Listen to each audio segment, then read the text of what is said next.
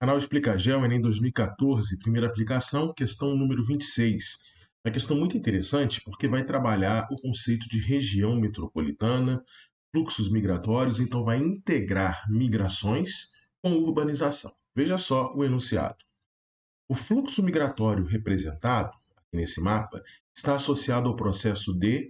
Então veja que esse mapa apresenta a região metropolitana de Belo Horizonte. E aqui nós temos várias setinhas indicando o fluxo migratório. Bom, o que vem a ser região metropolitana, pessoal? Região metropolitana é um conjunto de cidades, né, uma aglomeração de várias cidades em uma determinada região do espaço geográfico brasileiro. Nessas regiões metropolitanas, há sempre uma cidade que é a cidade central, que é a cidade mais importante economicamente, que é uma espécie de motor econômico do desenvolvimento da região metropolitana. O crescimento econômico dessa cidade central proporcionou o crescimento econômico de cidades vizinhas. E essas cidades vizinhas e a cidade central crescendo economicamente também cresceram em população, logo cresceram o espaço ocupado por elas, ou seja, tornaram-se cidades maiores. E aí essas cidades ficaram muito próximas e às vezes unidas, grudadas, né, no espaço geográfico uma com as outras, formando as regiões metropolitanas. Então o que ele está mostrando aqui? A região metropolitana de Belo Horizonte, com o município de Belo Horizonte, logo a cidade de Belo Horizonte, e municípios vizinhos, como Santa Luzia, Vespasiano, Ribeirão das Neves, Contagem, e esses fluxos migratórios, que são fluxos de ida e fluxo de volta. Veja, ó, a gente percebe esses fluxos vindo, voltando, quer dizer, várias setinhas mostrando o fluxo migratório. Bom, reforçando essa questão de região metropolitana, existem várias regiões metropolitanas no Brasil. A região metropolitana de Recife, a região metropolitana de Porto Alegre, a região metropolitana do Rio de Janeiro, a região metropolitana de Belo Horizonte, como mostrado no mapa, e outras regiões metropolitanas. A maior de todas as regiões metropolitanas é a de São Paulo. Então vocês estão vendo aí nesse slide todos os municípios que formam a região metropolitana de São Paulo. É sempre bom a gente lembrar que município, olha aqui, ó, esse aqui é o município de São Paulo em cinza. Tudo bem? Aqui a gente tem em vermelho o município de Mariporã. Município é uma subdivisão administrativa do estado. Então, o estado de São Paulo é dividido em áreas menores, chamadas municípios, e os municípios são administrados pelas prefeituras. Dentro dos municípios, nós temos as áreas urbanas, onde está localizada a prefeitura, né? Então, aquela área urbana que administra o município, a gente chama de cidade. Tudo bem? Então, nós temos aqui os vários municípios, logo várias cidades que formam a região metropolitana de São Paulo. Cidade central, motor econômico do desenvolvimento, São Paulo, com 12 milhões de habitantes. Mas veja, alguns municípios, logo cidades, né, que contêm cidades, que são as suas sedes administrativas, na região metropolitana, como de São Paulo, como elas são populosas, né? Ó, Guarulhos com 1.300.000 habitantes, olha Guarulhos aqui, ó. Tudo bem? São Bernardo do Campo, com 844.000 habitantes. Olha aqui, São Bernardo do Campo. E daí em diante. Tudo bem? Então, essas são as regiões metropolitanas. Olha o tamanho da região metropolitana de São Paulo. Nas regiões metropolitanas, um dos fenômenos mais comuns é o fenômeno da conurbação. O que é o fenômeno da conurbação? Veja, aí a gente tem um gifzinho mostrando o crescimento da área urbana de São Paulo e o crescimento de áreas urbanas adjacentes a São Paulo, ou seja, o crescimento da cidade de São Paulo e de outras cidades.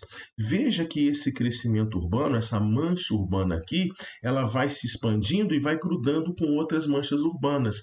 Então, sempre que você tem duas cidades se encontrando, quando as suas áreas urbanas se encontram, a gente formou o processo de conurbação.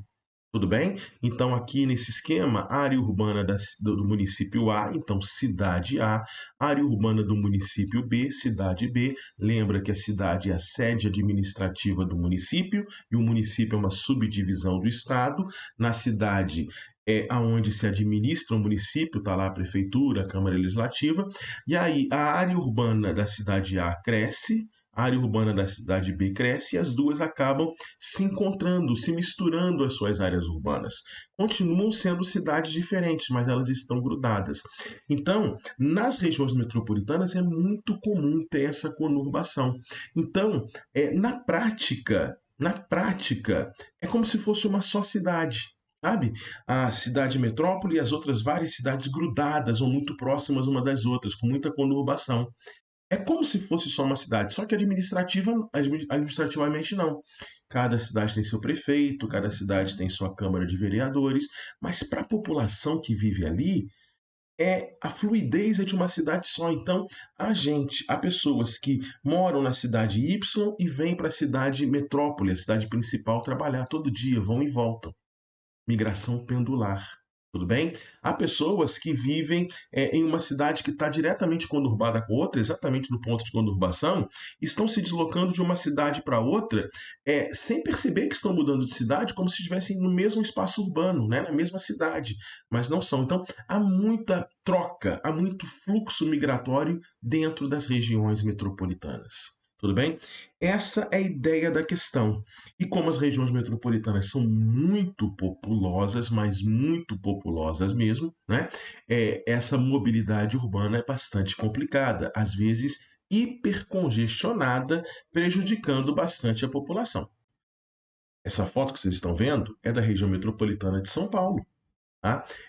O congestionamento, é o fluxo de pessoas que todos os dias vêm de algumas cidades, né, na periferia da região metropolitana de São Paulo, cidades como Mogi das Cruzes, cidades como Arujá, cidades como Embu-Guaçu, e vêm para São Paulo ou para municípios próximos a São Paulo, que são muito industrializados, como São Caetano, São Bernardo do Campo, como Santo André, vêm trabalhar, vão e voltam todo dia, migração pendular, tudo bem? Dentro das regiões metropolitanas, outra característica que eu queria que vocês guardassem, porque tem muita chance de cair no Enem, é que nas regiões metropolitanas, além de muita conurbação e muito fluxo migratório, há muitas cidades que a gente classifica como cidades dormitórios.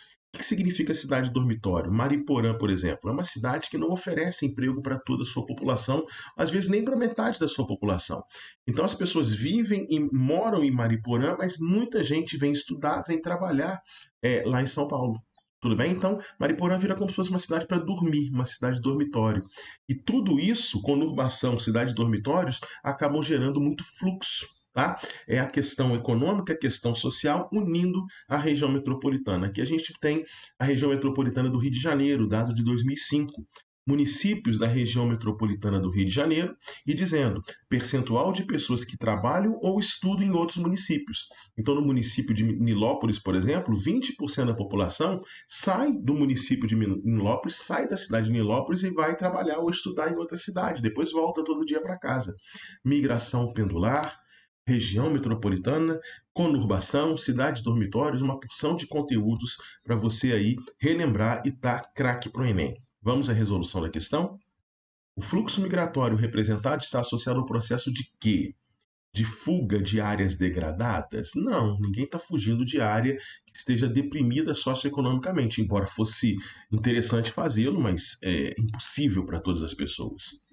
Inversão da hierarquia urbana? Não. O que é hierarquia urbana? É a classificação da cidade de acordo com sua área de influência.